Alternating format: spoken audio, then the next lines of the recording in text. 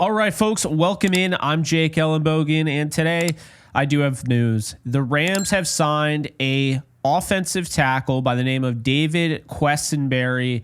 We're going to get into who that is. He is 6'5", 310 pounds, and a 34-year-old vet who is a swing tackle. But before we do, be sure to like, subscribe, and comment. Also, be sure to follow me on all social media at JK Bogan, including Instagram, TikTok, Twitter, and Kick. And yeah, let's get started. So the Rams, in my opinion, get a proven tackle depth piece that'll likely replace Joseph Noteboom. He did go to the Ravens after all. I do think the Rams wanted him back, but I don't think they wanted to give him the money that necessarily the Ravens were going to give him. So, and Noteboom might not have wanted to come back. This is a guy that's played for the Texans, the Titans, the Bills, and the Vikings. Of course, the Vikings is the one that stands out because he last played for Kevin O'Connell, the Rams offensive coordinator the year they won the Super Bowl, who runs a very comparable offense to what the Rams run. So there's familiarity there. I know I use that word all the time. I am aware of it. It is a Jakeism, but we like familiarity here on this channel, and we like familiarity. See, familiarity isn't always bad. And Quessenberry is an interesting story. This isn't just a guy. He's got an incredible story of perseverance. He actually battled and beat non-Hodgkin's lymphoma early on in his career. We're talking his second year, sophomore year of his NFL career, and he was battling non-Hodgkin's lymphoma. So, excellent stuff there from him. And he's still playing to this day because he's been around for a minute now. He's played in 84 games. He started in 30 games. He's played 93 snaps at left tackle and 40 at right tackle, in 2024, giving up 1 sack and 10 pressures. But the year prior, he played 94 snaps at left tackle and 236 snaps at right tackle in 2023, giving up 1 sack and 16 pressures. So in my mind, Quessenberry is a nice OTA addition, because he's a veteran presence who has familiarity and has started games in the NFL and can compete in camp and make the offensive line room stronger. Now, they tried this last year. If you guys remember Connor McDermott, they brought him in, and I think he was going to make the team until he got hurt. And, obviously you have to hope that he doesn't get hurt or anything like that. But the Rams have shown in the past they've done a similar thing. They want to bring in some, veteran presence right around, OTAs, mandatory mini camp, like training camp, all that, right? And I think this is a smart move.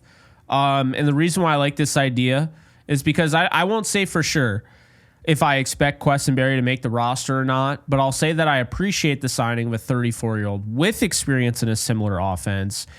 Backup chops, joining a team that has a Super Bowl as their actual mission this year.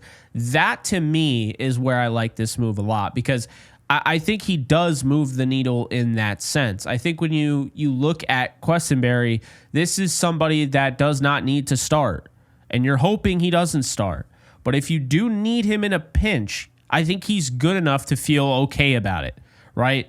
He can play left tackle. He can play right tackle. He has a lot of experience backing up guys like Brian O'Neill, right? So I like this move. I'm not going to go and say it's the greatest move of all time, but I like the idea. And now the tackles on your roster include guys like Alec Jackson, left tackle, Rob Havenstein at right tackle, KT Leviston, who we still have not seen play an NFL game, Warren McClendon Jr., AJ Arcuri, UDFA, Trey Wettig, and now David Quessenberry. Are they done adding to this room? Potentially. I will say this. If the Rams were to sign a tackle, I would have preferred them to sign Jedrick Wills. He's still a free agent. I understand he doesn't have the familiarity that Quessenberry has with this type of offense. I understand that he's had some issues. Some people call it effort issues, whatever it is. He's been unhappy. He's been disgruntled. He's a young player, but he has a lot more upside. So I would have preferred them going after a guy like Jedrick Wills. I'm not necessarily saying that this is a bad move because they didn't, but that's what I would have done. And I like throwing those out there because people always ask me, hey, yeah, okay, this is what happened. And, you reported the news and everything, but what would you have done? And I will say that's what I would have done. I would have gone after Jedrick Wills because I think he not only gives you a backup this year, but he gives you a potential starter down the road. And I just think when you look at that player, the issue was he was playing at left tackle. And I think he can play left tackle, but he was dominant in college at right tackle. So I think when you look at this, again, this is one of those moves that they make. It's not necessary to say that he's going to make the 53 100%. And it's not, necessarily a thing where we're just going to start eliminating some of these players like a Leviston or McClendon Jr. or AJ Arcuri. I think they looked, very simply put, they looked at this offense, they looked at the offensive line, they looked at the depth, and they said, you know what, we could use another guy.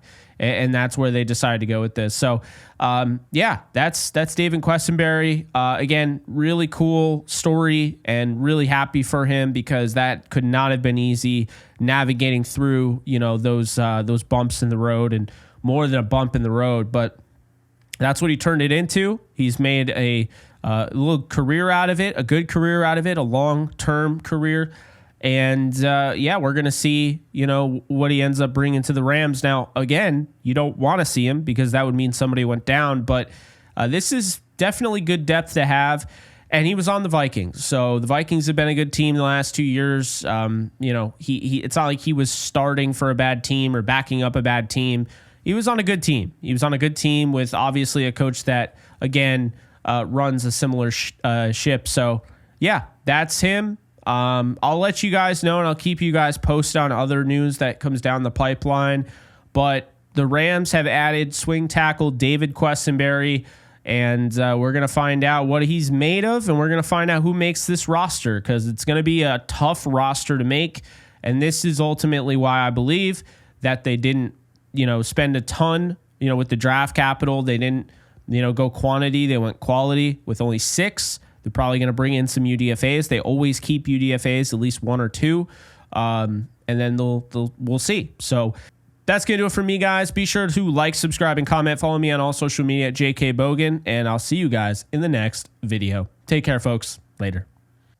All right, guys. So once again, just want to let you guys know that you can check out my new side project, The Lounge. I interview athletes, musicians, actors, actresses, all the 9. So definitely check it out over on the Lounge with Jake Ellenbogen channel. Be sure to subscribe and enjoy. In case you guys haven't noticed, I do have a Discord channel for my community on this channel. And if you want to be a part of it, it is free. The link is in the description below. You can sign up. This is basically a 24/7 Rams channel, and we are almost at 1,100 members. So if you want to be a part of it, just hit the link in the description below.